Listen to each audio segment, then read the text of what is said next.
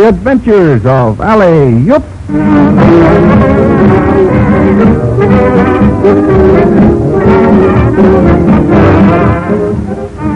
Ladies and gentlemen, girls and boys, in just a moment you are to hear the very first radio performance of a thrilling new play. The scene is the children's playroom in the home of Mr. and Mrs. Laurel. Now, Jerry Laurel is exactly the kind of boy you hoped he'd be. And as for Janet, his sister, well, did you ever hear of a lovelier name for a girl than that? Janet Laurel. You can see how nice she is. Her age is, let's see, what is the most delightful age for a little girl? Well, now you know how old Janet is. And her brother Jerry is a year older. Then there's Waddles. He's a duck. And he wears a cute round red cap on one side of his head and red pants. And being made out of wood or something, it's hard to say how old he is. Finally, there's Alley-Oop. He's almost as big as Jerry, but then that may not be very big. Now, here's a strange thing about Alley-Oop. Wait, no, we're not going to tell you one thing more. You listen and see. Now, there's no law against anyone listening to this play. You don't have to be just a certain age, but your heart had better be warm, and your mind's clean, and there ought to be something way down deep inside you that believes in ever so many things that people say aren't so and couldn't be. Now, what do you say? Shall we begin? All right. Now, open those gates and let them come in. Janet and Jerry, riding on an elephant. Alley-Oop the clown, with Waddles the duck, waddling after. And by the way, let's have a fanfare of trumpets. Alley-Oop with the curtain. Let the play begin. Alley-Oop.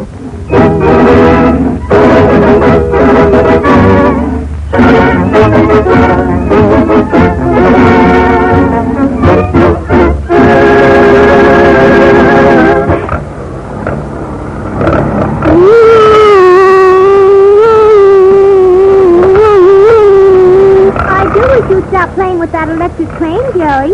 It is so disturbing. Well, Janet, why don't you put the book down and come and play with me? I'll let you run the switch.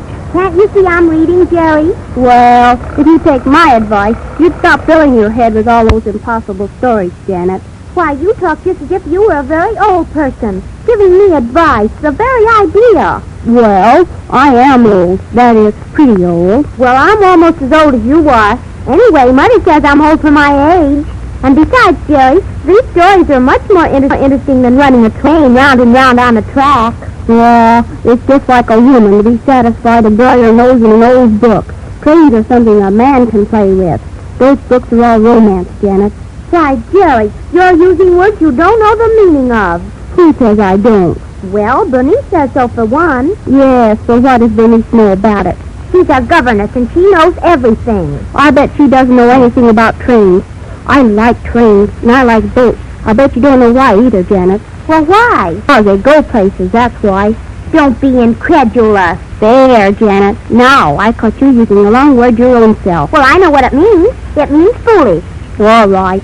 I didn't think you did know. Well, I'm not incredulous. What's incredulous about a train or a boat? Oh, not a real train or a real boat. But you know perfectly well, Jerry, your train and your boat are just make-believe.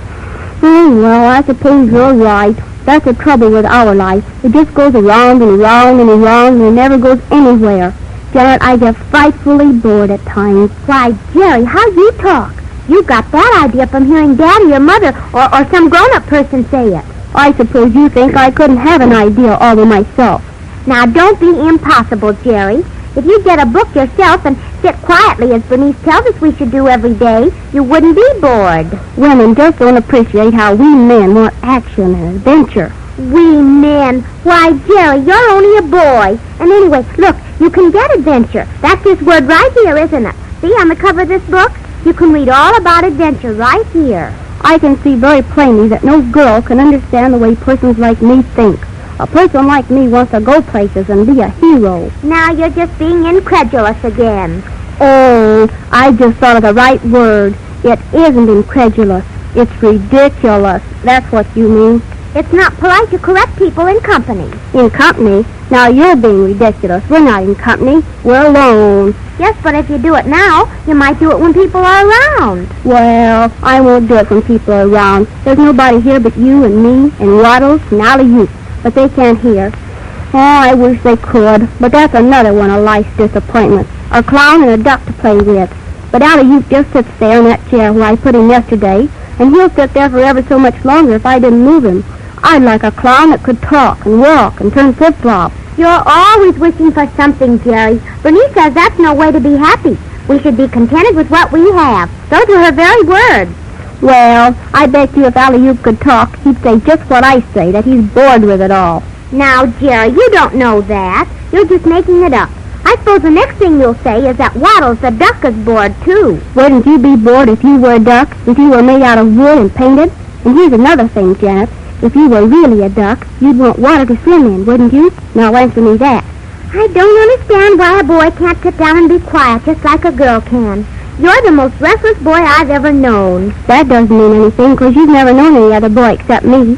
And you wouldn't have known me if I hadn't been your brother. When Bernice returns, I shall have to tell her you've been perfectly impossible, Jerry. And Mother's always said you're a very restless person. And of course, Mother is always right. You know that yourself. Well, I'm even tired of this music box with its one tune. Don't you understand, Janet, what I mean? That everything does just the same thing and never changes. Everything in this playroom. The train goes round and round, but it never goes straight ahead. Waddles the duck, he won't move unless we move him. Alley-oop looks nice, but what good is he? He can't talk, he can't move, he can't hear, and I don't believe he can think either. You shouldn't say that about him, 'cause you know very well, Jerry, he's always been very dear to you and to me, too. How can Alley-oop think if his head is made of wood? Everybody knows those red spots on his cheeks and his eyebrows and his eyes and his mouth are just painted on. And if you took that yellow suit with the red stripes off... Don't look at it that way, Jerry, or you will have it off. And then Daddy will have to get it fixed for you. You're always breaking your toys. Why, feel. Just feel of that. You know perfectly well it's nothing but wood and cloth and sawdust inside. No, Alley-oop can't think. Well, how do you know he can't think when he can't talk? A dog must think, but he doesn't talk. That has nothing to do with this subject. Jerry, won't you please come and sit down here and read my book out loud to me? Oh, you know I've read all those stories over and over again. You haven't read about the 7 golden moons. Not lately, you haven't. I think that's the best story in the book. Yes, I like that myself. That about the 7th son and the 7th son who rode on a silver chariot through the enchanted valley where diamonds grew on trees. And he came to the place of 7 golden moons.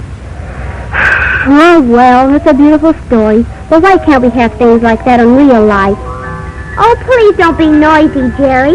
Turn the music box upside down, and then you will hear the music from the Valley of the 7 Golden Moons. Oh! Janet, did you hear that? Yes, what was it? I don't know. Somebody spoke. I know it, right in this room, It too. couldn't be. There isn't anyone in this room except Do we imagine it? I'll try this music box again. maybe it came out of there. I said turn the music box upside down.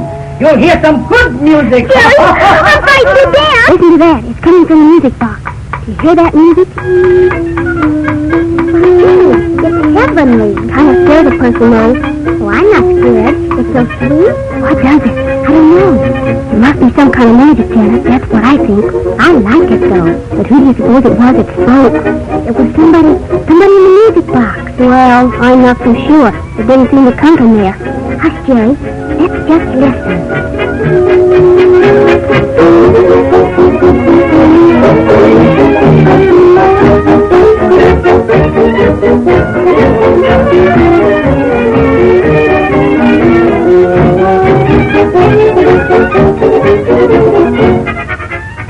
At the dance of the little Dutch dollies, everyone's gay and everyone's jolly. Hear them stomping down the hall, and still they're coming through the wall. From far and wide the countryside is pouring in with a hurried stride. Jack and Jill from o'er the hills, still looking for another thrill. Little Jack Horner with his fun find Jack's brat and his fat wife nearby, Mother Goose and her kid loose. From story books they've come to look. They gather near everybody knows in all their Sunday best. Oh, fancy laces, frills and falls at the dance of the little Dutch dolls. And now come the march, dogs, different starts, fall in line, faces shine, feet to shine, hearts in line, live on parade, each boy and maid, twice a step, each step, take our head.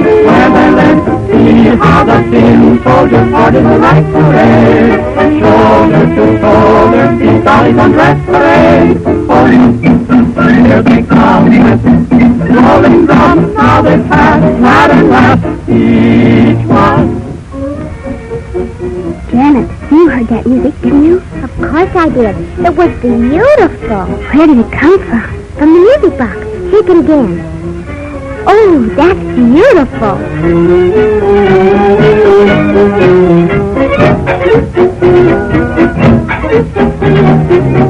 So what makes it? I made it! Alley-oop! Seventh son of the seventh son from the valley of the seven golden moons. Again, myself! Here, Alley-oop the clown's moving his head. It was Alley-oop that did it.